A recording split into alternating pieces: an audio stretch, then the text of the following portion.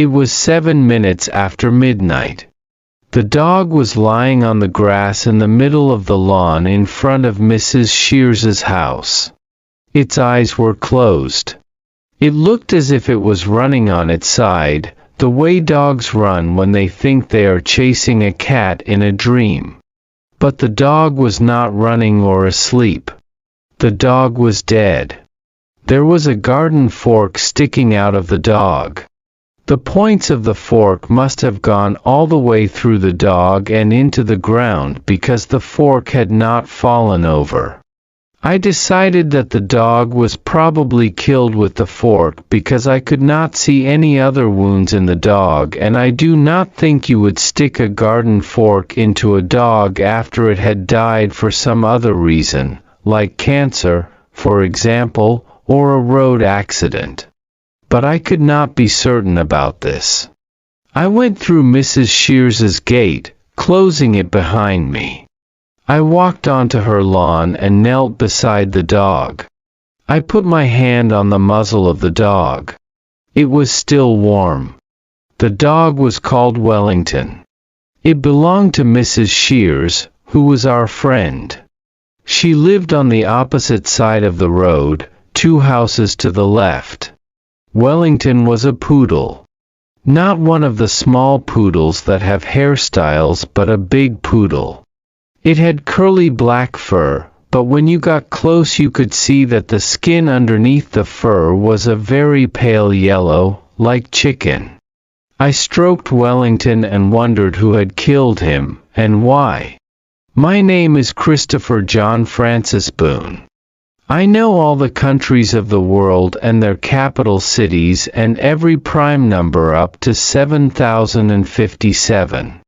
8 years ago, when I first met Siobhan, she showed me this picture and I knew that it meant sad, which is what I felt when I found the dead dog. Then she showed me this picture and I knew that it meant happy, like when I'm reading about the Apollo space missions, or when I am still awake at 3 a.m. or 4 a.m. in the morning and I can walk up and down the street and pretend that I am the only person in the whole world. Then she drew some other pictures, but I was unable to say what these meant. I got Siobhan to draw lots of these faces and then write down next to them exactly what they meant. I kept the piece of paper in my pocket and took it out when I didn't understand what someone was saying. But it was very difficult to decide which of the diagrams was most like the face they were making because people's faces move very quickly. When I told Siobhan that I was doing this, she got out a pencil and another piece of paper. I said that 2 dogs were killed in the Hound of the Baskervilles, the hound itself and James Mortimer's spaniel, but Siobhan said they weren't the victims of the murder. Sir Charles Baskerville was. She said that this was because readers cared more about people than dogs, so if a person was killed in a book, readers would want to carry on reading. I said that I wanted to write about something real and I knew people who had died, but I did not know any people who had been killed, except Mr. Paulson, Edward's father from school, and that was a gliding accident, not murder, and I didn't really know him. I also said that I cared about dogs because they were faithful and honest, and some dogs were cleverer and more interesting than some people. Steve, for example, who comes to the school on Thursdays, needs help to eat his food and could not even fetch a stick. Siobhan asked me not to say this to Steve's mother. Then the police arrived.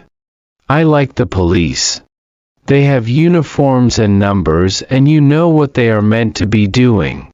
There was a policewoman and a policeman. The policewoman had a little hole in her tights on her left ankle and a red scratch in the middle of the hole.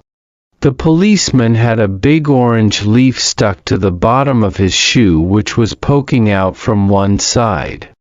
The policewoman put her arms round Mrs. Shears and led her back toward the house.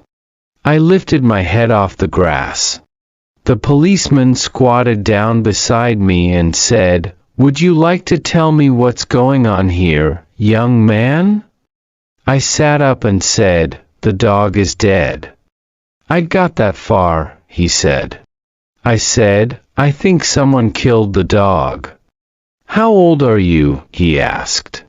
I replied, "I am 15 years and 3 months and 2 days. "And what, precisely, were you doing in the garden?" he asked. "I was holding the dog," I replied. "And why were you holding the dog?" he asked. This was a difficult question. It was something I wanted to do. I like dogs. It made me sad to see that the dog was dead.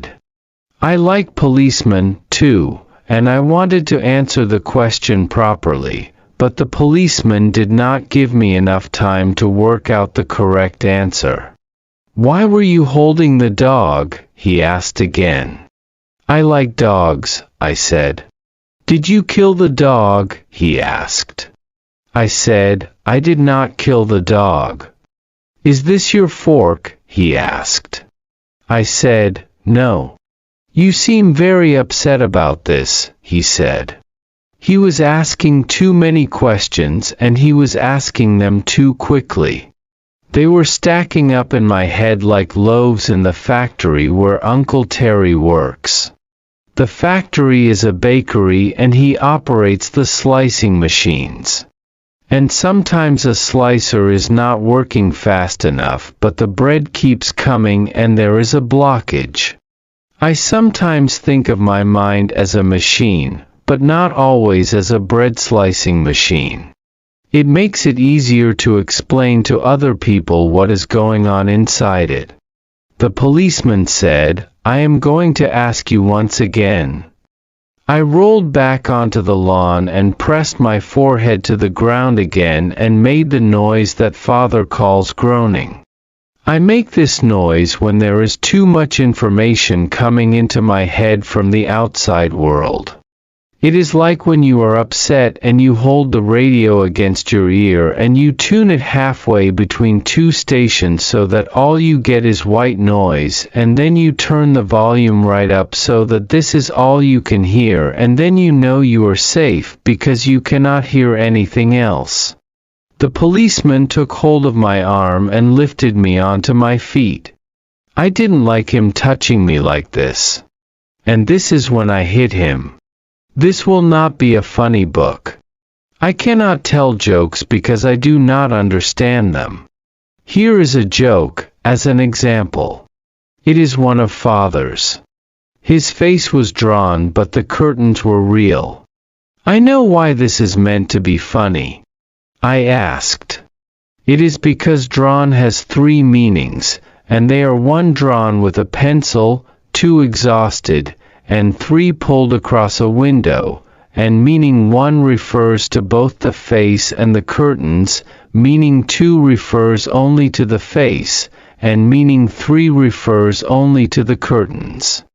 If I try to say the joke to myself, making the word mean the 3 different things at the same time, it is like hearing 3 different pieces of music at the same time, which is uncomfortable and confusing and not nice, like white noise. It is like 3 people trying to talk to you at the same time about different things. And that is why there are no jokes in this book. The policeman looked at me for a while without speaking. Then he said, "I am arresting you for assaulting a police officer." This made me feel a lot calmer because it is what policemen say on television and in films. Then he said, "I strongly advise you to get into the back of the police car, because if you try any of that monkey business again, you little shit, I will seriously lose my rag. Is that understood?" I walked over to the police car, which was parked just outside the gate. He opened the back door and I got inside. He climbed into the driver's seat and made a call on his radio to the policewoman, who was still inside the house. he said. The little bugger just had a pop at me. Kate, can you hang on with Mrs. S. while I drop him off at the station? I'll get Tony to swing by and pick you up. And she said, sure. I'll catch you later. The policeman said, okie doke, and we drove off. The police car smelled of hot plastic and aftershave and takeaway chips. I watched the sky as we drove toward the town center. It was a clear night and you could see the Milky Way. Some people think the Milky Way is a long line of stars, but it isn't. Our galaxy is a huge disk of stars millions of light years across, and the solar system is somewhere near the outside edge of the disk. When you look in direction A, at 90 degrees to the disk, you don't see many stars. But when you look in direction B, you see lots more stars because you are looking into the main body of the galaxy, and because the galaxy is a disk you see a stripe of stars. And then I thought about how for a long time scientists were puzzled by the fact that the sky is dark at night, even though there are billions of stars in the universe and there must be stars in every direction you look, so that the sky should be full of starlight because there is very little in the way to stop the light from reaching Earth.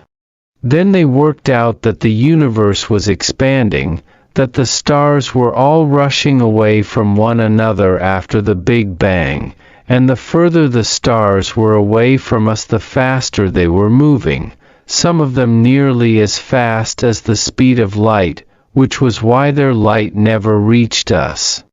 I like this fact. It is something you can work out in your own mind just by looking at the sky above your head at night and thinking without having to ask anyone. And when the universe has finished exploding, all the stars will slow down, like a ball that has been thrown into the air, and they will come to a halt and they will all begin to fall toward the center of the universe again.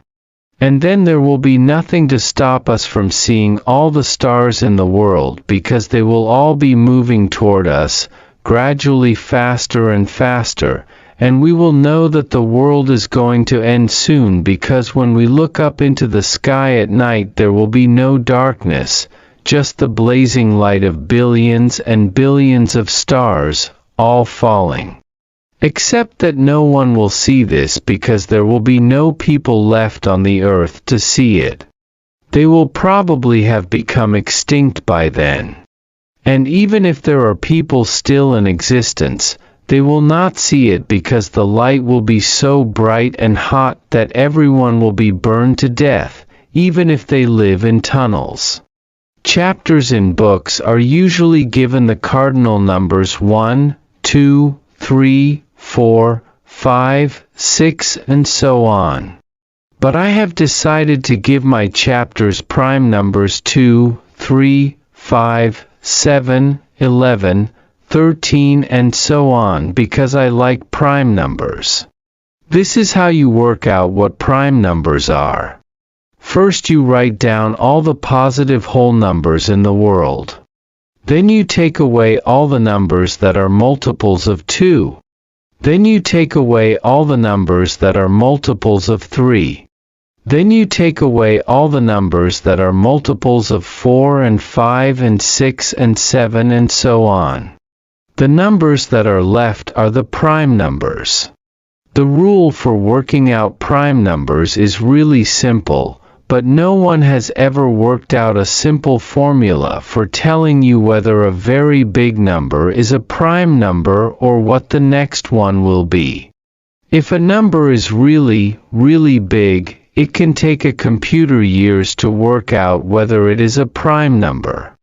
Prime numbers are useful for writing codes, and in America they are classed as military material, and if you find one over 100 digits long you have to tell the CIA and they buy it off you for $10,000. But it would not be a very good way of making a living. Prime numbers are what is left when you have taken all the patterns away. I think prime numbers are like life. They are very logical, but you could never work out the rules, even if you spent all your time thinking about them. When I got to the police station, they made me take the laces out of my shoes and empty my pockets at the front desk in case I had anything in them that I could use to kill myself or escape or attack a policeman with. The sergeant behind the desk had very hairy hands, and he had bitten his nails so much that they had bled.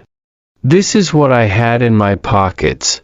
1. A Swiss Army knife with 15 attachments including a wire stripper and a saw and a toothpick and tweezers. 2. A piece of string. 3. A piece of a wooden puzzle which looked like this. 4. 3 pellets of rat food for Toby, my rat. 5. £1 and 47 pence. This was made up of a £1 coin, a 20p coin, 2 10p coins, a 5p coin and a 2p coin. 6. A red paper clip. 7. A key for the front door.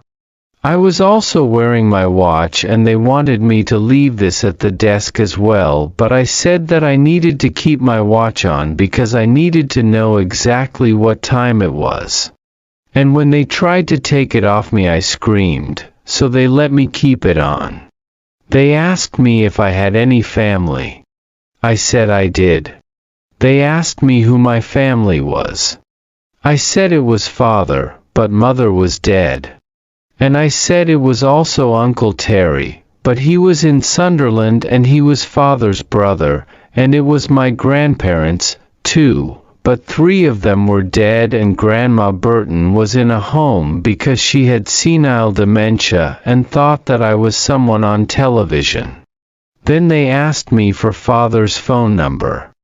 I told them that he had 2 numbers, one for at home and one which was a mobile phone, and I said both of them. It was nice in the police cell. It was almost a perfect cube, 2 meters long by 2 meters wide by 2 meters high. It contained approximately 8 cubic meters of air. It had a small window with bars and, on the opposite side, a metal door with a long, thin hatch near the floor for sliding trays of food into the cell, and a sliding hatch higher up so that policemen could look in and check that prisoners hadn't escaped or committed suicide. There was also a padded bench. I wondered how I would escape if I was in a story. It would be difficult because the only things I had were my clothes and my shoes, which had no laces in them. I decided that my best plan would be to wait for a really sunny day and then use my glasses to focus the sunlight on a piece of my clothing and start a fire. I would then make my escape when they saw the smoke and took me out of the cell. And if they didn't notice, I would be able to wee on the clothes and put them out. I wondered whether Mrs. Shears had told the police that I had killed Wellington, and whether, when the police found out that she had lied, she would go to prison. Because telling lies about people is called slander. I find people confusing. This is for 2 main reasons. The first main reason is that people do a lot of talking without using any words. Siobhan says that if you raise one eyebrow, it can mean lots of different things. It can mean, I want to do sex with you, and it can also mean, I think that what you just said was very stupid.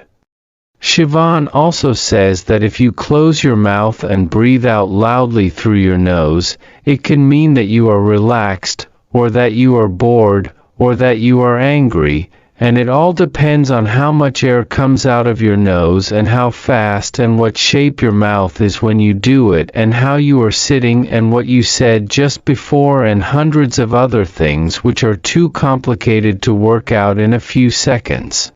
The second main reason is that people often talk using metaphors. These are examples of metaphors. I laugh my socks off. He was the apple of her eye. They had a skeleton in the cupboard. We had a real pig of a day. The dog was stone dead. The word metaphor means carrying something from one place to another, and it comes from the Greek words mu epsilon tau alpha, which means from one place to another, and phi epsilon rho epsilon iota upsilon, which means to carry, and it is when you describe something by using a word for something that it isn't. This means that the word metaphor is a metaphor. I think it should be called a lie because a pig is not like a day and people do not have skeletons in their cupboards.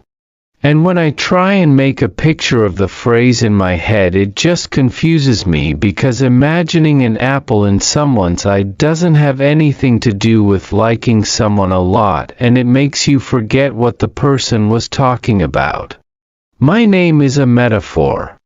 It means carrying Christ, and it comes from the Greek words Chi-Rho iota sigma tau omicron, which means Jesus Christ, and phi epsilon rho epsilon iota upsilon, and it was the name given to Saint Christopher because he carried Jesus Christ across a river.